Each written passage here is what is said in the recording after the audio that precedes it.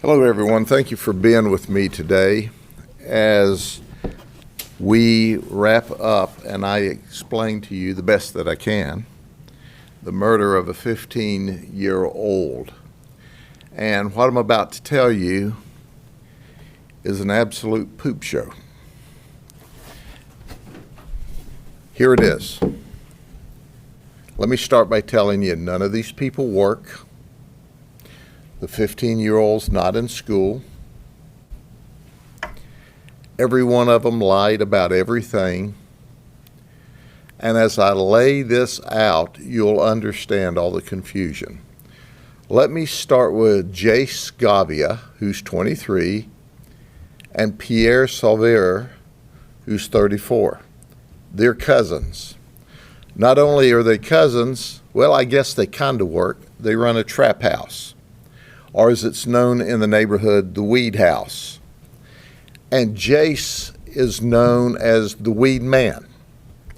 So I'm going to talk today about the foundation of all of this problem.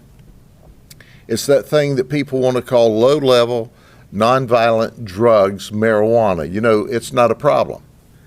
Well, it's not a problem until you get a 15-year-old kid shot and killed, right? So anyway, Jace, and we don't want to forget him, he just got out of prison where he did 5 years. And this was having to do with shootings, right? Pierre, in 2013, got out of prison after doing 4 years for robbery and burglary and child neglect. So let me take them off the page for a minute, because on that particular night of this event at their trap house, this all happened at the Weed House. Pierre was in a short-term rental up at the northeast area of the county, so he wasn't directly involved in this. I highly suspect he was either partying or selling dope or both. Jace was apparently in the Weed House when the shooting occurred, and of course, knowing the cops are coming and the shooting outside, he flees. So we're back to an event, and here's what happened. Jace talked to Lilia, who lives across the street. Lilia is a convicted felon.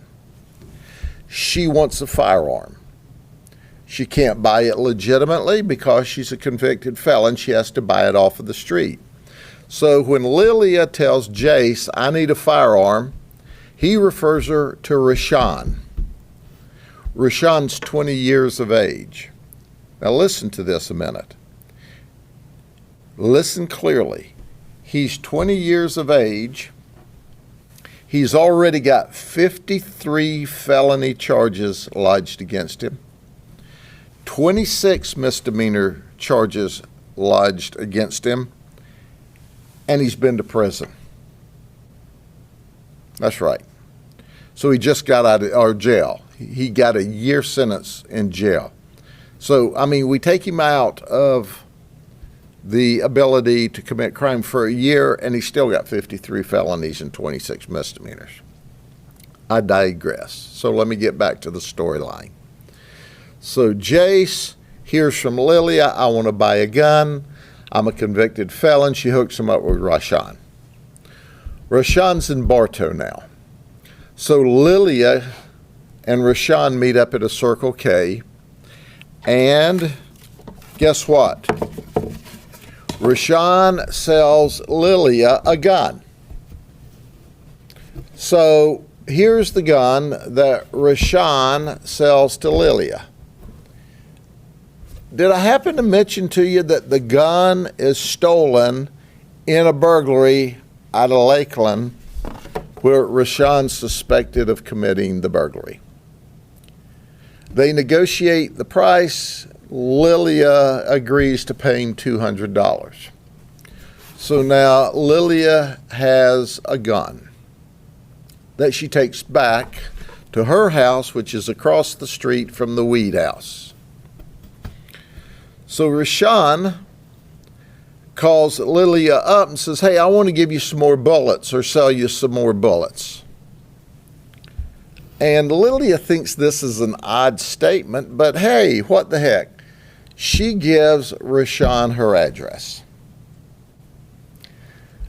Rashawn, in the meantime, this is Monday, September the 11th.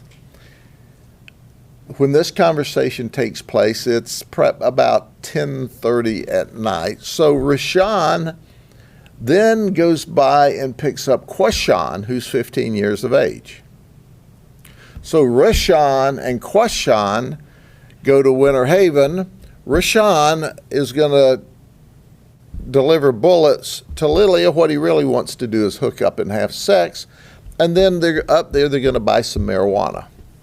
So Quashan gets in the car with Rashawn to go buy marijuana, and Rashawn's going to hook up with Lilia.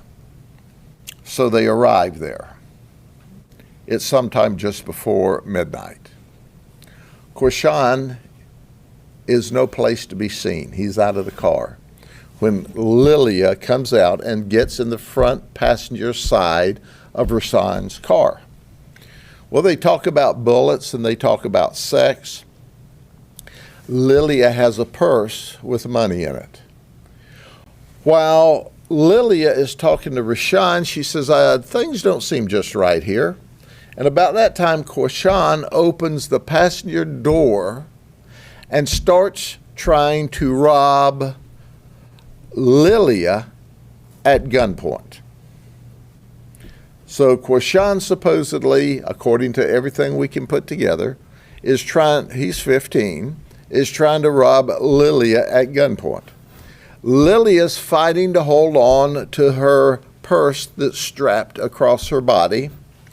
Quashan's trying to pull her out of the car or pull the backpack kind of pocketbook deal off of her. Well, apparently, they forgot they sold her this gun. So now Lilia pulls the gun out of the pocket because she's being robbed at gunpoint and shoots Quashan, who's robbing her. Did you hear what I said? You can't make this stuff up. So knowing that they had given her a gun early and she's going out to set with Rashawn, she puts the gun in her pocket so she has it. And when Quashan decides he's going to rob Lilia, she shoots him, and down he goes. So she runs into her home. Rashawn takes off and leaves Quashan dead in the driveway. He lays there about 2 hours. Lily goes into the house. She goes, I can't stay here. The cops are certainly on their way. So she leaves and she's hiding for the next 3 days. She finally comes back on Friday morning of that week and we grab her up. Now I want to say something. Rashawn's charged with felony murder because Quashan is killed in the process of committing a felony against Lilia. Follow me? Rashawn's mother is an honorable woman. She said, I'd not had Rashawn in this house in 6 months. He's a grown man. He wouldn't behave. He was a criminal. Rashawn's mother is a wonderful, wonderful lady, and looked Rashawn in the eye and told him, you need to cooperate this. You got yourself into trouble. You need to cooperate with law enforcement. She dressed him down in the presence of deputies. Rashawn's mother did what mothers should do, and that's to make sure their children are held accountable. So he gave us a story. Quashan can't talk to us. Obviously, he's deceased and he's only 15 years of age, and he's a gang member. Lilia said, I was being robbed and I defended myself. At this point in the investigation, she is apparently the victim of a robbery whereby she defended herself and shot the suspect, Quashan. And Rashan confirms that. She's still under investigation, and we've arrested her for possession of a firearm by a convicted felon, tampering with evidence. Oh, by the way, she had a lot of cocaine and marijuana at her house. She was a drug dealer. So I guess when I said they all weren't working, at least this one, and this one selling drugs. So maybe that's their job. We have filed dozens of charges against these 4 folks. That investigation is still underway. But at the end of the day, we have a 15-year-old kid that's dead. When mother went to bed, the 15-year-old kid was sitting on the couch playing games on his iPhone, like 15-year-old kids do. When she woke up at 3 o'clock to feed her infant child, guess what? He was not on the couch. She figured he'd gone to bed. And when she wakes up in the morning to the knock on her door, our detectives are telling us her 15-year-old child was murdered. And that's a shame. It's a shame that he's a gang member. It's a shame that he robbed Lilia. This investigation is still underway, and the details are subject to change as the investigation goes on. But at the end of this investigation, there are no winners. Any questions? Did Rashan know that Quashan was going to rob Lilia? Was that the plan from the beginning? He has not admitted that. However, Quashan was not in the car at the time Rashan invited Lilia into the car. So did he think Quashan was out buying dope? Or was this the intentional ruse to get Lilia in the car so that they could go back and rob her of her dope, of her money, maybe even, heck, take the gun back that he had just sold? We don't know. What's the relationship between Rashan and Quashan? They're friends. Look, folks, when you live by the gun, you die by the gun. And that's what we have here. These folks have been in prison. They've been in the jail. They've all got criminal histories. And at the end of the day, we have a 15-year-old kid that's dead. And Mom said, he's 15, I can't do anything with him. Is there any remorse shown from Rashan or Lilia? No. Lilia went back into the house for an hour and then got in her car and fled and left this 15-year-old kid dead in the driveway, only to be discovered by someone else. The streets can be rough. And I've given you the 30,000-foot view.